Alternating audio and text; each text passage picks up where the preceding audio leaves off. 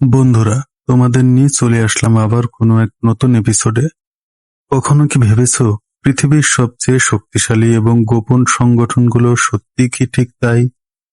কেউ বলে তারা শুধু আচার এবং শপথের মধ্যে সীমাবদ্ধ, কেউ বলে তারা বিশ্বকে ছায়া থেকে নিয়ন্ত্রণ করে, কেউ বলে তাদের উদ্দেশ্য নিখুঁত, কিন্তু কেউ জানে না। প্রশ্ন জাগে, এরা কি সত্যিই মানুষের সাহায্য করে, না শুধু নিজেদের ক্ষমতা বাড়ায়? কেউ জানে না, কেউ দেখেনি। এদের সভা ঘটে বন্ধ দরজার ভেতরে, যেখানে একবার ঢুকলেই বের হওয়া সহজ নয়।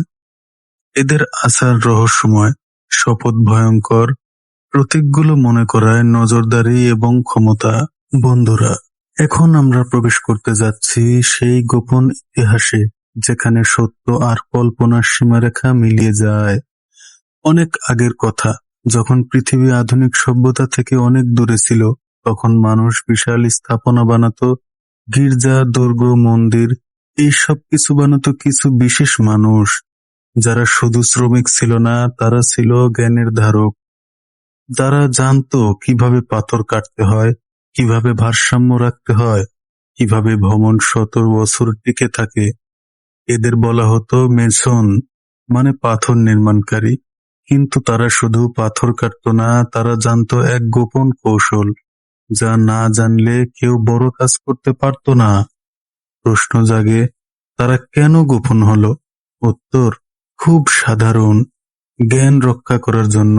সবাই জানলে কাজের মান কমে যেত, তাই তারা তৈরি করলো নিজেদের আচার, নিজেদের শপথ, নিজেদের সংকেত। ফ্রিমেসন। ফ্রিমেসন শব্দের অর্থ এসেছে ইংরেজি ফ্রিমেসন থেকে, অর্থাৎ স্বতন্ত্র কারিগর, যারা পাথর কাটার বিশেষ দক্ষতা রাখত এবং নিজেদের স্বাধীনভাবে কাজ করত। এ সময় এগুলো ইউরোপ জুড়ে চার্চ বানানো শুরু হলো। রাজা আর ধর্মীয় প্রতিষ্ঠান তাদের উপর নির্ভরশীল হয়ে পড়ল। তারা এক দেশ থেকে অন্য দেশে যেত, তখন দরকার পড়ল পরিচয় চেনার গোপন সংকেত। এখন প্রশ্ন আসে, এই সংকেত কি ষড়যন্ত্রের সূচনা? না, তখন সেটা ছিল শুধু পেশাগত নিরাপত্তা।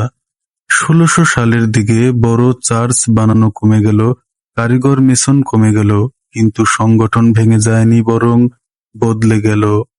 বন্ধুরা, এ সময় ঢুকলো দার্শনিক, শিক্ষিত মানুষ, সমাজের প্রভাবশালী ব্যক্তিরা। তারা পাথর কাটতো না, তারা বলতো মানুষকে গড়া আরো কঠিন। এখন জন্ম নিল আধুনিক ফ্রিমেসন। তারা বলতো আমাদের লক্ষ্য মানুষের চরিত্র গড়া, না যে কেউ ক্ষমতায় ওঠে।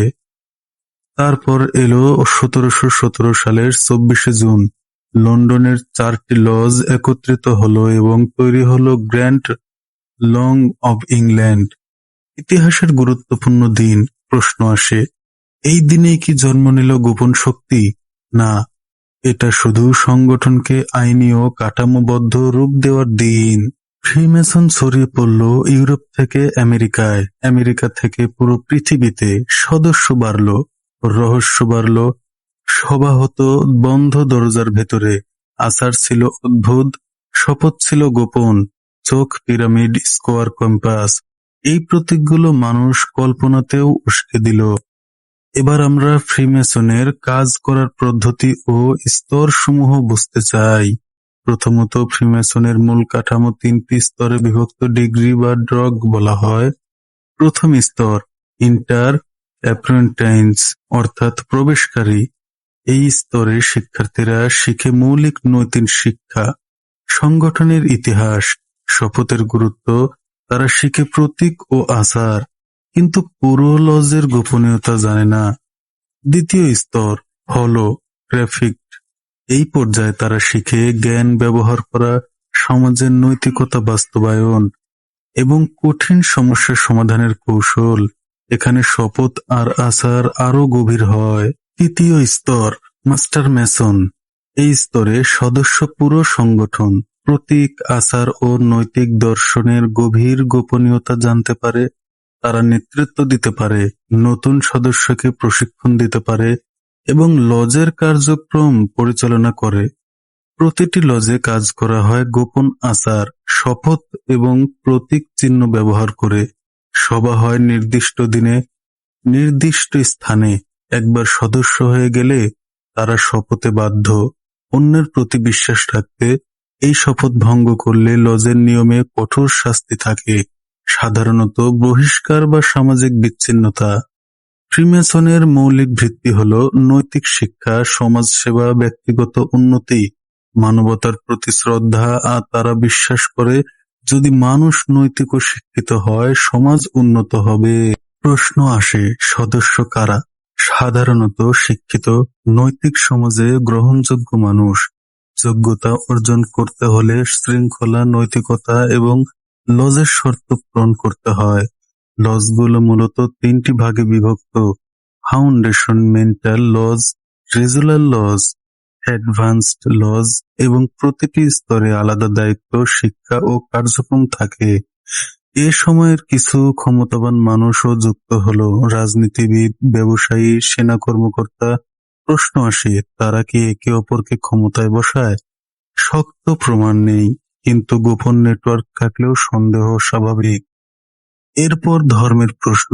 কিছু ধর্ম বলল গোপন শপথ গ্রহণযোগ্য নয়। ফ্রিমেসন বলল, আমরা ধর্ম নই, আমরা নৈতিকতার সংগঠন। প্রশ্ন আসে, দ্বন্দ্ব কেন? উত্তর, ধর্ম চায় পূর্ণ আনুগত্য, ফ্রিমেসন চায় নৈতিক শিক্ষা। 1920 শতকে কিছু দেশে ফ্রিমেসন নিষিদ্ধ হলো। যেখানে নিষিদ্ধ সেখানে ষড়যন্ত্র তথ্য সবচেয়ে বেশি ছড়ালো। সিনেমা, বই, মিডিয়া ফ্রিমেসনকে বানালো একটি গোপন ছায়া শক্তি। প্রশ্ন জাগে, সবই কি কল্পনা? উত্তর, না। কিছু সত্য, কিছু কল্পনা। বাস্তবে ফ্রিমেসন তখন চারটি করেছিল, সমাজসেবা করেছিল, নৈতিক শিক্ষা দিচ্ছিল। কিন্তু আসল প্রশ্ন থেকে যায়, যদি সব স্বাভাবিক তাহলে এত গোপন কেন? সম্ভাব্য উত্তর, ঐতিহ্য রক্ষার জন্য, পরিচয় রক্ষার জন্য। গোপনীয়তা রহস্য তৈরি করে, আর মানুষ রহস্য ভালোবাসে। শেষ প্রশ্ন, ফ্রিমেসন কি সত্যিই গোপন শক্তি, নাকি মানুষ অজানাকে ভয় পায়? হয়তো সত্য ও কল্পনার মাঝখানেই এই নামের রহস্য লুকিয়ে আছে। ফ্রিমেসন শুরু হয়েছিল পাথর কাটার হাত ধরে, আজ তারা দাঁড়িয়ে আছে মানুষের কৌতূহল আর কল্পনার মাঝখানে। যতদিন মানুষ প্রশ্ন করবে ততদিন রহস্যও থাকবে। আর হয়তো এই প্রশ্নটাই সবচেয়ে বড়, আমরা জানবো কি কখনো পুরো সত্য, না কেবল আমাদের কল্পনা? বন্ধুরা, এরকম আকর্ষণীয় তথ্য ও গল্প জানতে আমাদের চ্যানেলটি সাবস্ক্রাইব করে রাখবেন। আবারও দেখা হবে কোনো এক নতুন গল্প নিয়ে আপনাদের মাঝে। বিদায়।